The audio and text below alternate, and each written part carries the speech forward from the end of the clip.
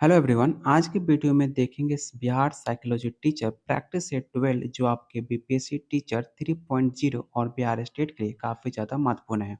और ये सारे क्वेश्चन आपके एनसीईआरटी और एससीईआरटी बेस है जो आपके सिलेबस के अकॉर्डिंग दिए गए हैं।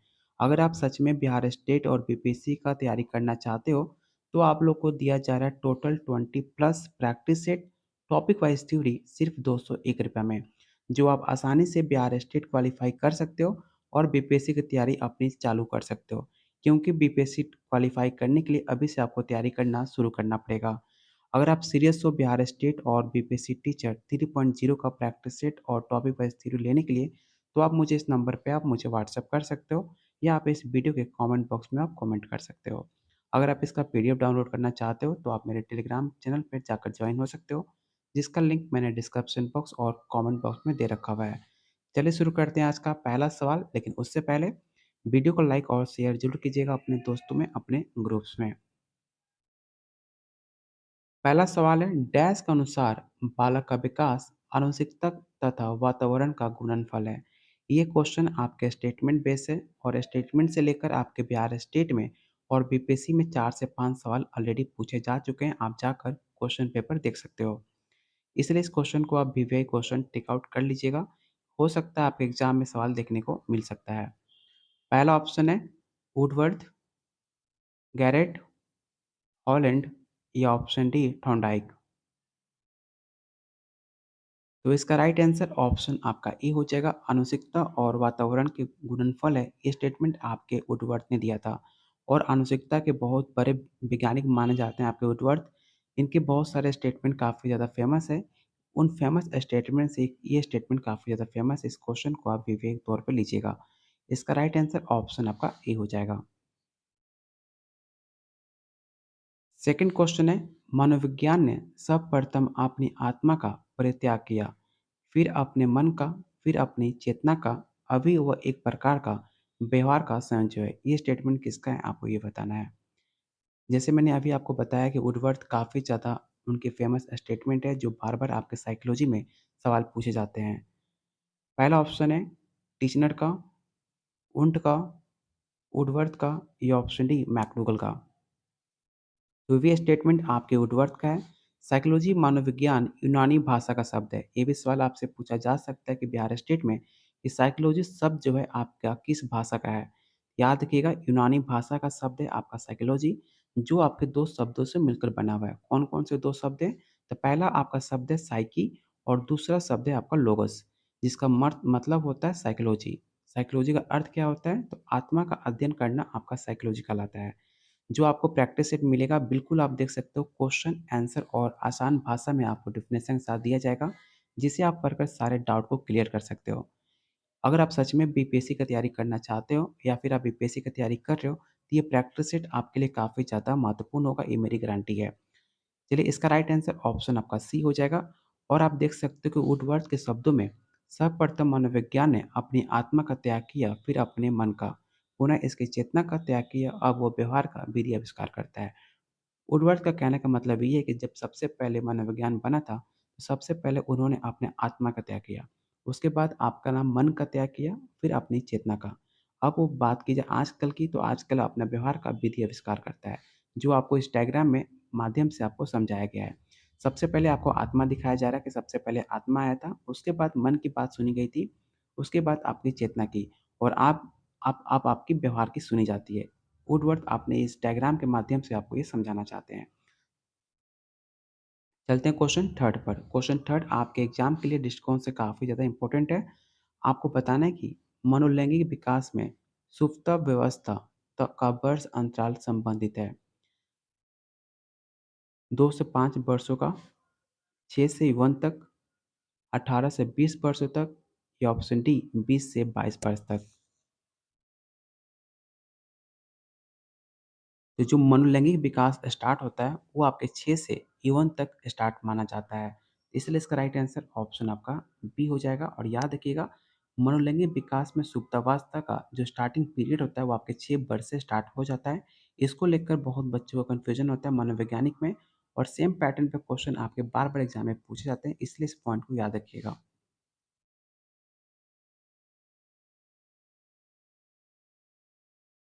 विकास के मनोसामाजिक सिद्धांत का प्रतिपादन किसने किया था?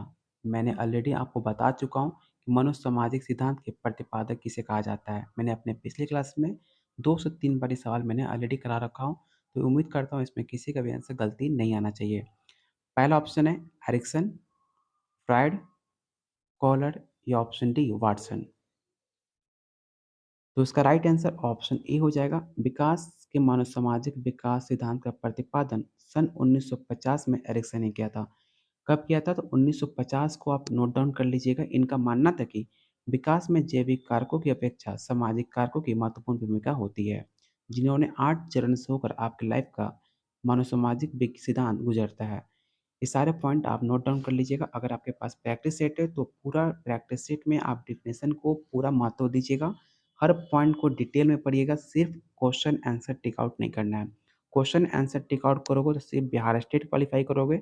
अगर आप डेफिनेशन को अच्छे पॉइंट से डिटेल में पढ़ोगे तो आप बीपीएससी भी क्वालीफाई करोगे और बिहार में टीचर बन सकते हो। सिर्फ क्वेश्चन आंसर रट्टा मारोगे तो सिर्फ बिहार स्टेट क्वालीफाई करके ही रह जाओगे।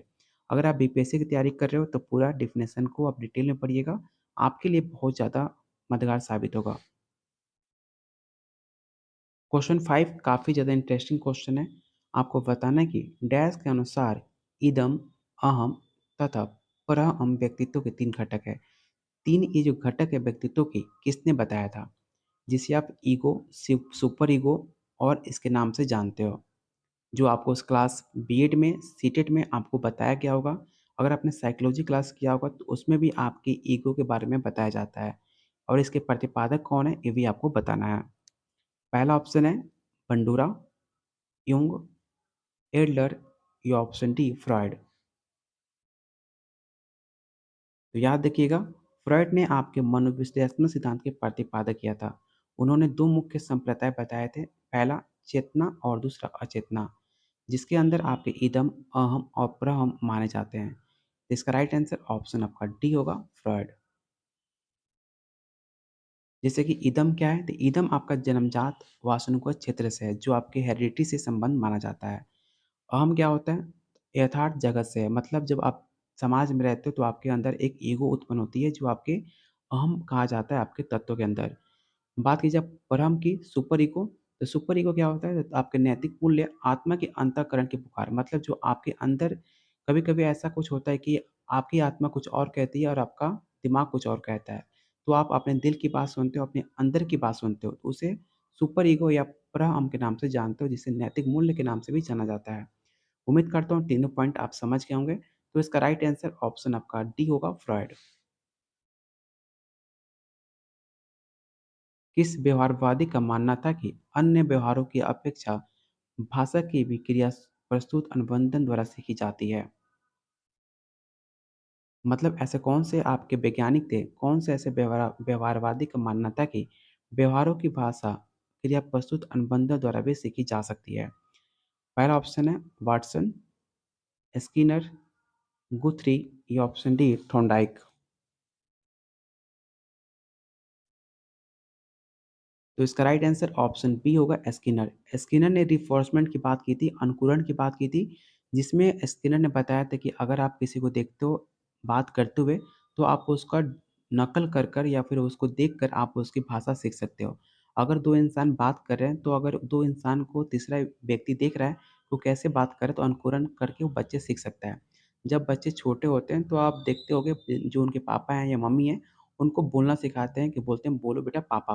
तो पापा बुलवाना एक अनुकरण हो गया। तो अनुकरण करके भी बच्चे भाषा सीखते हैं। ये बात आपके स्किनर साहब ने की थी, जो आपके व्यवहारवादी वैज्ञानिक माने जाते हैं। इसे भी आप याद रखिएगा। स्किनर ने प्रयोग किस पे किया था? तो स्किनर ने अपना प्रयोग आपके बिल्ली पे किया था।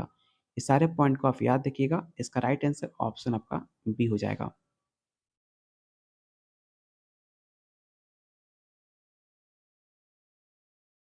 अगला क्वेश्चन है, निम्न में कौन केंद्रीय प्रवृत्ति का माप नहीं है? आपको बताना है कि इस 4 ऑप्शन में कौन-सा ऐसा ऑप्शन है जो आपके केंद्रीय प्रवृत्ति का माप नहीं माना जाता? और इस क्वेश्चन को काफ़ी ज़्यादा इम्पोर्टेंट तौर पे लीजिएगा, क्योंकि सवाल आपके यूपी पीजीटी में साइकोलॉजी पेपर 2 में पूछा जा चुका है। पहला ऑप्शन है प्रसार, बहुलांक, मध्यांक या ऑप्शन डी मध्यमान।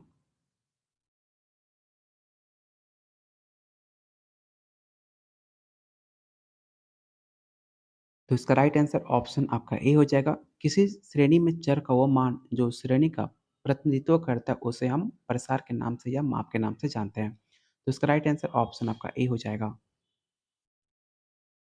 अगला क्वेश्चन काफ़ी ज़्यादा ईज़ी है। मैंने ऑलरेडी बहुत बार आपको बता चुका हूँ कि अधिगम में प्रयत्न और भूल का सिद्धांत किसके द्वारा दिया गया था? पहला ऑप्शन है पावलोव, हेगार्टी, थॉर्नडाइक या ऑप्शन डी हल। तो अधिगम में प्रयत्न और भूल का सिद्धांत आपके प्रतिपादन थॉर्नडाइक ने दिया था, जिसने अपने नियम के 3 नियम बताए थे, जो मैंने ऑलरेडी आपको बता चुका हूँ बहुत बार। तो इस बार में डिटेल में हम नहीं जाएँगे, इसका राइट आंसर ऑप्शन आपका सी हो जाएगा। निम्नलिखित मापन के स्तरों का सबसे अच्छा कौन माना जाता है? अगर आपको मापन करना है तो सबसे अच्छा मापन का तरीका क्या हो सकता है, आपको ये बताना 4 ऑप्शन के अकॉर्डिंग। पहला ऑप्शन है नामिक, अनुपात, क्रमिक या ऑप्शन डी अंतराल। तो इसका राइट आंसर ऑप्शन आपका बी होगा। मापन के स्तरों का मापन का सबसे अच्छी विधि अनुपात विधि मानी जाती है, जिसे आप रेशियो के नाम से जानते हो। जब दो से या दो से अधिक किसी भी चीज़ को अगर आप उसका मापन करते हो तो उसका रेशियो निकालोगे, जब उसका अनुपात निकालोगे तो सबसे अच्छा आप उसका कंपेयर कर सकते हो अनुपात के अकॉर्डिंग। जो आपने मैथ में पढ़ा होगा, तो इसका राइट आंसर ऑप्शन आपका बी होगा। अगला क्वेश्चन काफ़ी ज़्यादा इंपॉर्टेंट है। आपके सवाल में ये सवाल बहुत बार आपके पेपर में पूछा जाता है कि निम्नलिखित में कौन व्यक्तित्व का प्रक्षेपी परीक्षण नहीं माना जाता? पहला ऑप्शन है रोडसा स्याही धब्बा परीक्षण, टीएटी, सब साचार्य परीक्षण या ऑप्शन डी 16 पीएफ परीक्षण। तो इसका राइट आंसर ऑप्शन आपका डी हो जाएगा। 16 पीएफ परीक्षण आपके व्यक्तित्व का परीक्षण नहीं माना जाता, इसलिए इसका राइट आंसर ऑप्शन आपका डी होगा। आवश्यकता का पदानुक्रम सिद्धांत किसके द्वारा प्रतिपादित किया गया था? इस सवाल ऑलरेडी आपके बिहार स्टेट 2023 में पूछा जा चुका है कि आवश्यकता का सिद्धांत किसने दिया था? पहला ऑप्शन है वाटसन, मैस्लो, कॉलर या ऑप्शन डी पावलोव। तो वर्ष 1954 में अब्राहम मास्लो ने आवश्यकता का पदानुक्रम सिद्धांत का प्रतिपादन किया था। इनका मानना था कि अभिप्रेरणा की मांग के सिद्धांत से नाम से भी जाना जाता है। तो इसका राइट आंसर ऑप्शन आपका डी होगा। अब्राहम मैस्लो उनका फुल नेम था।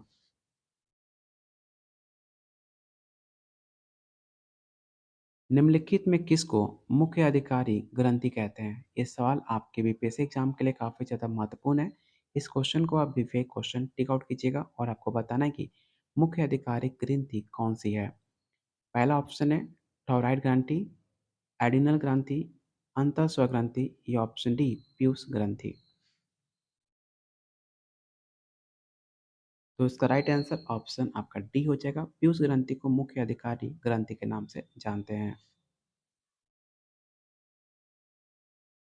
डैश ने सामूहिक अचेतन का संप्रत्यय दिया था। आपको बताना है कि ऐसे कौन से वैज्ञानिक थे जिन्होंने सामूहिक अचेतन का संप्रत्यय दिया था। पहला ऑप्शन है यूंग, फ्रॉयड, एडलर या ऑप्शन डी सल्विन। तो सामूहिक अचेतन की बात की जाए तो अचेतन संप्रदाय के ज्ञान देने वाले आपके यूंग साहब थे। इसका राइट आंसर ऑप्शन आपका ए हो जाएगा, जिन्होंने अचेतन मन की बहुत बड़ी बात की थी अपने बारे में। इन्होंने अचेतन को लेकर काफ़ी ज़्यादा डिटेल में बताया था। तो इसका राइट आंसर ऑप्शन आपका ए हो जाएगा। और जितने लोग आप वीडियो देख रहे हो, सबसे पहले वीडियो को जाकर आप लाइक कीजिए। सिर्फ आप लोग वीडियो देखते हो, लाइक नहीं करते हो। लाइक करने में मुझे समझ में नहीं आता, आप लोग के लिए इतनी मेहनत की जा रही है, तो लाइक करने में आपको क्या प्रॉब्लम है? लाइक करोगे तो मुझे लगेगा आपको वीडियो पसंद आ रही है, आपको और इसी तरह इंपॉर्टेंट क्वेश्चन आपके बीपीएससी एग्जाम तक कराए जाएंगे। जो आपके एग्जाम में क्वेश्चन आने की उम्मीद है, जो आपके सिलेबस में जो पॉइंट आउट दिए हैं, जो टॉपिक दिया गया है, सारे टॉपिक को आपको डिटेल में कवर किया जाएगा। बस आप वीडियो को लाइक कीजिए, शेयर कीजिए अपने दोस्तों में, अपने ग्रुप्स में। और अभी तक आपने इस चैनल को सब्सक्राइब नहीं किया तो चैनल को ज़रूर सब्सक्राइब कर लीजिए। और अभी तक इसका पीडीएफ आपको डाउनलोड करना है तो आप मेरे टेलीग्राम चैनल पर जाकर ज्वाइन हो सकते हो, जिसका लिंक डिस्क्रिप्शन बॉक्स और कमेंट बॉक्स में मैंने ऑलरेडी दे रखा हुआ है। चलिए चलते हैं अगले क्वेश्चन 14 पर। अंगूर खट्टे हैं, किसका उदाहरण है? आपने बचपन से सुनते आ रहे होंगे कि अंगूर खट्टे होते हैं। अंगूर मीठे भी होते हैं लेकिन खट्टा काफ़ी ज़्यादा फेमस है। ये किसका उदाहरण है, आपको ये बताना है। पहला ऑप्शन है दमन, प्रतिगमन, युक्तिकरण या ऑप्शन डी प्रतिक्रिया निर्माण। तो इसका राइट आंसर ऑप्शन आपका सी हो जाएगा, अंगूर खट्टे हैं युक्तिकरण का उदाहरण माना जाता है।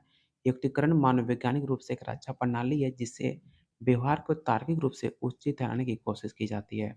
तो इसका राइट आंसर ऑप्शन आप सी टिक आउट करोगे, इसे आप जरूर याद रखिएगा। अगला क्वेश्चन फिर से मैंने अभी थोड़ा टाइम पहले आपको बताया था, अधिगम का क्रिया प्रस्तुत अनुबंध जिसे आप रिफोर्समेंट थ्योरी के नाम से जानते हो, किसके द्वारा दिया गया था?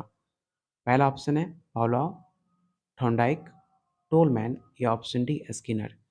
तो आपके क्रिया प्रस्तुत अनुबंधन या रिफोर्समेंट थ्योरी आपके स्किनर साहब ने दिया था। तो इसका राइट आंसर ऑप्शन आपका डी होगा। औसत बुद्धि वाले बालकों की बुद्धि लब्धि, जिन्हें आप आईक्यू के नाम से जानते हो, उनकी आईक्यू कितनी होती है? जो आपके औसत बुद्धि वाले बच्चे होते हैं, जो आपके मैक्सिमम बच्चे इंडिया में ऐसे ही होते हैं या फिर मैक्सिमम वर्ल्ड में ऐसे औसत बुद्धि वाले ही बालक आपको देखने को मिलेंगे। और मैक्सिमम जो आप वीडियो देख रहे हो, चाहे मैं हूँ चाहे आप हो, तो उसमें मैक्सिमम आईक्यू का जो स्टैंडर्ड होता है वो आपके औसत, वो कैटेगरी हम लोग में ही आती है। पहला ऑप्शन है 50 से 59, 7 टू 89, 90109 या ऑप्शन डी 1102 129। बात की जाए आपकी साइमन बिनेट परीक्षण, जिन्होंने आपको बालकों की बुद्धि लब्धि के बारे में उन्होंने प्रयोग किया था। कब किया था? तो 1916 में।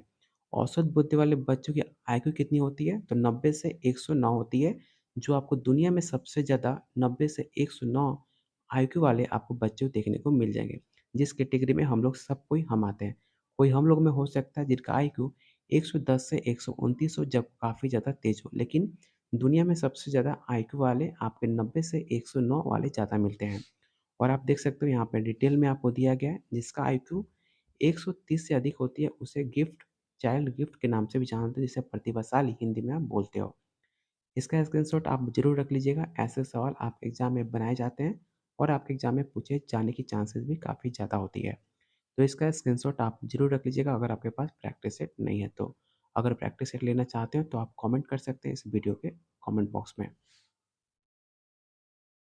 अगला क्वेश्चन आपके बिहार स्टेट और बीपीएससी का काफ़ी फेवरेट आपके वैज्ञानिक हैं बंधुरा साहब। उनका क्वेश्चन, उनके नाम से 3 से 4 सवाल आपके थ्योरी से ऑलरेडी पूछे जाते हैं। और आपको बताना है कि बंधुरा का कथन है कि बच्चे प्रतिक्रियाएं प्रतिमानीकरण द्वारा सीखते हैं, जिसको डैश भी कहा जाता है। मतलब बंडूरा का एक कौन सा स्टेटमेंट था जो बच्चे प्रतिक्रियाएं प्रतावनीकरण से द्वारा सीखते हैं, जिसको किस नाम से जाना जाता है? पहला ऑप्शन है अभ्यास द्वारा सीखना, अंतर्दृष्टि द्वारा सीखना, निरीक्षणात्मक अधिगम या ऑप्शन डी पुरस्कार द्वारा सीखना। तो अल्बर्ट बंदूरा का मानना था कि अधिगम के क्षेत्र में सामाजिक अधिगम सिद्धांत के प्रतिपादक आपके अल्बर्ट बंदूरा को माना जाता है। इनके अनुसार बच्चे जो होते हैं आपके प्रतिक्रियाएं प्रतिमानीकरण द्वारा सीखते हैं, जिसे निरीक्षणात्मक अधिगम के नाम से जाना जाता है। तो इसका राइट आंसर ऑप्शन आपका सी होगा। पियाजे के संज्ञानात्मक विकास सिद्धांत के अमूर्त तर्क एवं परिपक्व नैतिक चिंतन किस अवस्था की विशेषताएं हैं? काफ़ी इजी और काफ़ी इम्पोर्टेंट क्वेश्चन है। आपने पियाजे का और परिपक्व नैतिक चिंतन की अवस्था जो होती है, उस किस नाम से जानते हैं, आपको ये बताना है। पहला ऑप्शन है सुधात्मक गामक अवस्था, जिसे आप प्री ऑपरेशनल नाम के जानते हो। सेकंड है आपका पूर्व सक्रियात्मक। तीसरा औपचारिक या ऑप्शन डी मूर्त सक्रियात्मक। तो याद रखिएगा इसका राइट आंसर ऑप्शन आपका सी हो जाएगा, औपचारिक, जिसे आप फॉर्मल के नाम से जानते हो। ऑप्शन आपका सी राइट आंसर होगा। डैश जन्मजात व्यक्तित्व गुणों का योगफल है। इस क्वेश्चन को आप वीवीआई क्वेश्चन टिक आउट कर लीजिए। ये सवाल ऑलरेडी आप एग्जाम में पूछे जा चुके हैं और पूछने के चांसेस फिर भी ज़्यादा है। पहला ऑप्शन है समानता, निरंतरता, वासनुक्रम या ऑप्शन डी यूतुसा। तो इसका राइट आंसर ऑप्शन आपका वासनुक्रम होगा, जिसे आप हेरिडिटी के नाम से जानते हो। अनुवंशिकता का विकास आपके शारीरिक एवं मानसिक गुणों का संचरण से होता है, जो आपके माता पिता से बच्चों में जीन्स के माध्यम से प्रवेश करता है। आपने देखा होगा कि आपके अंदर कोई ऐसा गुण होगा जो आपके पापा से या आपके मम्मी से आया होगा आपके अंदर। तो इसका राइट आंसर ऑप्शन आपका सी होगा। क्वेश्चन 20 कह रहा है मनोवैज्ञानिकों के अनुसार निम्नलिखित में किस विधि द्वारा मूल प्रवृत्ति में परिवर्तन लाया जा सकता है? पहला ऑप्शन है सहसंबंध, ऑप्शन बी है मार्गीकरण, या ऑप्शन सी विलयन, या ऑप्शन डी नवीनीकरण। तो इसका राइट आंसर ऑप्शन आपका बी हो जाएगा। क्वेश्चन 21 कह रहा है कि प्रत्ययों का बनते रहना एक डैश प्रक्रिया है। ये सवाल बीपीएससी एग्जाम और पेपर 2 आलू के लिए काफ़ी ज़्यादा इंपॉर्टेंट है। आपको बताना है कि प्रत्ययों का बनते रहना एक डैश प्रक्रिया माना जाता है। विषम का, अनियमिती का, सामायिक का, या ऑप्शन डी संचयी का। तो इसका राइट आंसर ऑप्शन आपका डी हो जाएगा। प्रत्ययों के बनते रहना एक संचयी प्रक्रिया है जिसके अंतर्गत अलग अलग तथ्यों को इकट्ठा कर कर प्रत्ययों का निर्माण किया जाता है जिसे आप संग्रह के नाम से जानते हो। तो इसका राइट आंसर ऑप्शन आपका डी हो जाएगा। अगला क्वेश्चन और आज का लास्ट क्वेश्चन आपको बताना है कि निम्नलिखित में कौन सा भूलने का कारण नहीं है। पहला ऑप्शन है मानसिक पुनरावृत्ति, सीखने की मात्रा, या ऑप्शन डी शिक्षक की योग्यता। काफ़ी ईज़ी सवाल है और काफ़ी ज़्यादा इम्पोर्टेंट है आपके साइकोलॉजी पेपर के लिए, क्योंकि सवाल ऑलरेडी बहुत सारे अलग-अलग तरीके से सवाल पूछा जा चुका है। तो इसका राइट आंसर ऑप्शन आपका डी हो जाएगा। अधिगम प्रक्रिया के अंतर्गत बालकों को भूलने की प्रवृत्ति उसमें उत्पन्न मानसिक या शारीरिक दोष के कारण होती है। इसके अलावा मानसिक दृढ़, पुनरावृत्ति का अभाव एवं सीखने की मात्रा की भूलने के प्रमुख कारण माना जाता है। तो इसका राइट आंसर ऑप्शन आपका डी हो जाएगा। टोटल आज मैंने आपको टोटल 22 क्वेश्चन कराए। आपको बताना है कि आउट ऑफ 22 आपने कितने क्वेश्चन राइट अटेम्प्ट करे। अगर आपका स्कोर 15 प्लस आ रहा है तो आपकी तैयारी काफ़ी अच्छी चल रही है, क्योंकि अगर आप 15 से स्कोर कम कर पा रहे हो तो आपको प्रैक्टिस सेट लेने की ज़रूरत है, जो आपको मिलेगा सिर्फ ₹201 में। Practice set plus topic wise theory, जो अभी तक बहुत सारे बच्चे ऑलरेडी ले चुके हैं। अगर आप भी सीरियस हो उनकी तरफ बिहार में साइकोलॉजी टीचर बनने के लिए, तो आप मुझे इस नंबर पे आप मुझे व्हाट्सएप कर सकते हो। अगर आपको सिर्फ बिहार स्टेट ही क्वालीफाई करके रह जाना है तो आपको प्रैक्टिस सेट की बिल्कुल भी ज़रूरत नहीं है। आप आराम से मेरे वीडियो देखकर आप बिहार स्टेट क्वालीफाई कर सकते हो। अगर आप बीपीएससी टीचर क्वालीफाई कर कर बिहार में टीचर बनना चाहते हो तो आपको प्रैक्टिस सेट और टॉपिक वाइज थ्योरी आपको लेना पड़ेगा, जो मिलेगा सिर्फ ₹201 में। और आप लोग को मैं बता दूं कि आर्ट ऑफ टीचिंग का मैं क्लास स्टार्ट हो चुका है। अगर आप आर्ट ऑफ टीचिंग का वीडियो आप नहीं देख रहे हो तो बहुत बड़ी गलती कर रहे हो, क्योंकि आर्ट ऑफ टीचिंग आपके 50 नंबर के क्वेश्चन पूछे जाते हैं जिसमें आपका जीके जीएस सब कुछ मिक्स होता है। 20 नंबर का आपका जीके जीएस मैथ होते हैं और 50 में 30 नंबर आपका आर्ट ऑफ टीचिंग होता है। तो 50 नंबर में अगर आप वो वीडियो देखते हो जो मैं आपको करा रहा हूँ art of teaching plus GK GS, जितने सारे क्वेश्चन आपको कराया जा रहा है 50 नंबर का, अगर आप वीडियो देख रहे हो तो आराम से आप 50 में 40 नंबर ला सकते हो। अगर आप 50 में 40 नंबर लेकर आते हो तो आपको बस, अगर आप जनरल कैटेगरी की बात की जाए तो आपको एक्स्ट्रा 35 नंबर लेके आना पड़ेगा। कितने नंबर में से? तो आपको 100 नंबर में से। तो इसलिए आर्ट ऑफ टीचिंग आपका स्कोरिंग सब्जेक्ट है जिसमें आसानी से नंबर लाया जा सकता है। तो अगर आप वीडियो आप नहीं देख रहे हो तो आप जाकर वीडियो के प्लेलिस्ट में वीडियो चेकआउट करो, क्योंकि बहुत सारे बच्चे ऑलरेडी दे रखे हुए हैं। और उसका भी अगर आपको पास प्रैक्टिस सेट चाहिए जिसमें आपको 2019 से लेकर 2023 तक जितने सारे आपके एग्ज़ाम हो चुके हैं, art of teaching her subject में आपको 50 नंबर का पूछा जाता है। तो उसमें हर प्रीवियस ईयर क्वेश्चन आपको मिलेगा, प्रैक्टिस कर सकते हो, क्योंकि आर्ट ऑफ टीचिंग में नए क्वेश्चन नहीं बनते, सेम पैटर्न पे आपको क्वेश्चन पूछे जाते हैं। इसलिए अगर आप 50 नंबर में से 40 नंबर लेके आते हो, तो आप लोग के लिए आसान हो जाता है बिहार स्टेट क्वालीफाई करना। तो आप जाकर वीडियो देखिए। अगर आप उसका भी प्रैक्टिस सेट लेना चाहते हो तो अभी इस नंबर पे आप मुझे व्हाट्सएप कर सकते हो। उम्मीद करता हूँ सब कुछ मैं आपको डिटेल में बता चुका हूँ। उसके बाद भी अगर कोई डाउट हो तो भी आप मुझे इस नंबर पे व्हाट्सएप कर सकते हो, या कमेंट बॉक्स में आप मुझे कमेंट कर सकते हो प्रैक्टिस सेट को लेकर। तब तक के लिए वीडियो को लाइक करो, शेयर करो, सब्सक्राइब करो चैनल को। अब क्या ही बोलूँ, सब्सक्राइब तो कर ही लो ना अगर आपको सीरियस हो बिहार में टीचर बनने के लिए, क्योंकि आपको यहाँ पे फ्री कंटेंट और आपके सिलेबस के अनुसार कंटेंट मिलते रहेगा हमेशा। तो चैनल को सब्सक्राइब करना तो बनता ही है। चलिए बहुत जल्द मिलते हैं अगले क्लास में।